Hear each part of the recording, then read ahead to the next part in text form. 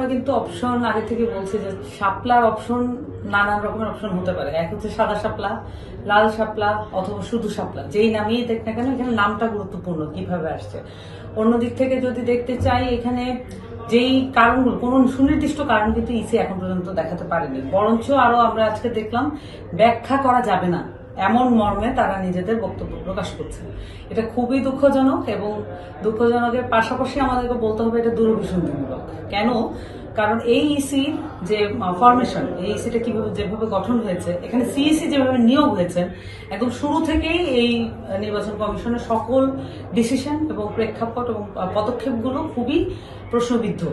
এবং সেই সাথে বলতে হবে তারা এতদিন ধরে যেই কারণগুলো দেখিয়ে এসছেন সেই কারণগুলো কিন্তু তাদের সাথে প্রথম যে সাক্ষাৎটা আমাদের হয়েছিল 4ই জুন 2025, আমার যতটুকু মনে পড়ে, আমি ভুল করে থাকলে আপনি তারিখটা চেক করে নেবেন, ওই তারিখে কিন্তু তারা কোনোভাবে, আমরা শাপলা প্রতীকের ব্যাপারে কিন্তু আমরা বলেছিলাম সেই অধিবেশনে বা সেই যে মিটিং, সেই মিটিংয়ে কোনোভাবেই বলা হয় নাই যে শাপলা প্রতীক দেওয়া যাবে না।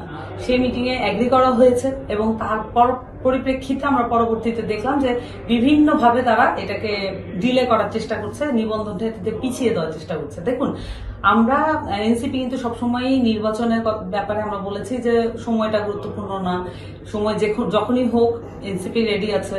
এবং তারপরে আমরা বলেছি যে এখানে সময়ের চেয়ে গুরুত্বপূর্ণ হচ্ছে সংস্কার। কিন্তু অন্যদিকে আমরা কিন্তু দেখেছি যে নির্বাচন কমিশন যখন গঠন করা হয়েছে নতুন করে আগস্টের পরে, মানে গণঅভ্যুত্থানের পরে, তখন আমরা দেখেছি যে নির্বাচন কমিশন সংস্কার কমিশনকে এড়িয়ে গিয়ে এই নির্বাচন কমিশনকে এক ধরনের কাজ করার জায়গা করে দেওয়া হয়েছে। এইটাতে করে আসলে জনগণে একটা প্রশ্ন উত্থাপিত হয়, রাজনৈতিক মহলেও একটা প্রশ্ন উত্থাপিত হয় যে কেন নির্বাচন কমিশন সংস্কার কমিশনকে এড়িয়ে গিয়ে এই ধরনের কমিশনকে কাজ করতে হলো। এবং আমাদের তো এই যে শেখ হাসিনার যে ফ্যাসিস্ট আমল, সেই আমলের সবচেয়ে গুরুত্বপূর্ণ যদি কয়েকটা রাষ্ট্রীয় প্রতিষ্ঠান ব্যবহৃত হয়ে থাকে তার মধ্যে আমাদেরকে দেখতে হবে নির্বাচন কমিশনের কি কি হয়েছিল। আমরা না দেখেছি আগের আমলের কোনো রিপোর্ট, না দেখেছি তাদের নতুন সংস্কারের কোনো জায়গায়, এবং যেগুলো সংস্কার প্রস্তাবনা এসছে সেগুলো মোতাবেক তাদেরকে রিফর্ম করার যে জায়গা সেগুলোও দেখিনি। বরঞ্চ আমরা দেখছি এটা একটা দলীয় প্রতিষ্ঠানে পরিণত হয়েছে।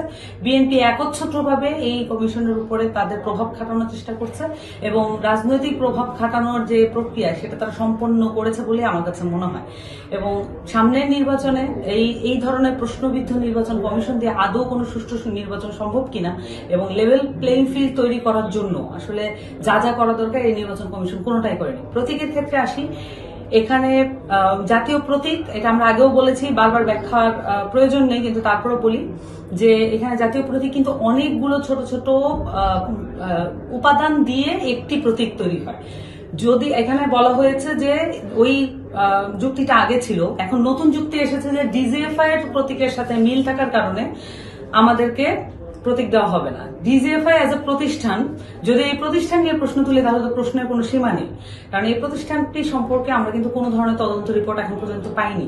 বরঞ্চ এমনভাবে মানে নির্বাচন কেন্দ্রিক আলাপের কারণে ডিজিএফআই এজ এ প্রতিষ্ঠান কি ধরনের অন্যায় করেছে, সেই যে কি ধরনের গুম খুন হত্যাকাণ্ড করেছে, এগুলোর ব্যাপারে কিন্তু কোনো আলাপ নেই। বরঞ্চ ডিজিএফআই এর একটা প্রতীক সেইটা এখন গুরুত্বপূর্ণ হয়ে আসছে। তাহলে আমরা একটা প্রশ্ন করতে চাই যে বিমান বাহিনীর লোগো যেটা হচ্ছে ঈগল, সেই লোগো কিভাবে এবি পার্টি পেল? এবং এটাও প্রশ্ন করতে চাই, সুপ্রিম কোর্টের পুরো লোগোটা হচ্ছে দাঁড়িপাল্লা, একটাই উপাদান। সেখানে এই দাঁড়িপাল্লা দিয়ে এত বছর ধরে জামাত তার নির্বাচনী প্রচারণা করেছে এবং ইলেকশন করে 4 দলীয় জোটের মাধ্যমে ক্ষমতায়ও গিয়েছে। আমরা এটাও প্রশ্ন করতে চাই যে বিএনপি ধানের শীষ, এই আমাদের যে জাতীয় প্রতীক যেটা তাদের মূল যুক্তি ছিল, সেই জাতীয় প্রতীকে অন্তর্ভুক্ত ছিল এই ধানের শীষ।